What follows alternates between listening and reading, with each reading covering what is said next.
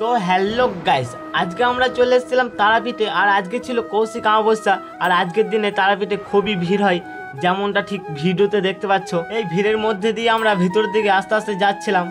আর ভেতরে এসে পুজো করানোর জন্য বাটা কিনে নিয়েছিলাম। বাটা কেনার পর ভেতর দিকে চলে যাচ্ছিলাম। আর ভেতর দিকে এসে দেখি এখান থেকে মন্দির দেখা যাচ্ছে। তারপর আমরা জেনারেল লাইনে ঢুকে পড়ি। আর আমরা এসেছিলাম 3 জন। আর পুজোর লাইনে ভিড়টা একবার দেখো গাইস। আর আজকে কৌশিক অমাবস্যার জন্য বেশি ভিড়। আর ঘন্টাখানিক লাইনে দাঁড়িয়ে থাকার পর মন্দিরে অনেক কাছে এসে পৌঁছাই।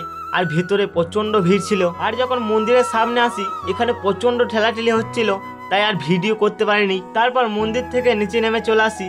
আর যারা মন্দিরের সামনে মাকে দেখতে পায় না, তারা এখানে মাকে দেখার চেষ্টা করে। তারপর আমরা পুজো করিয়ে চলে যাচ্ছিলাম বাইরে।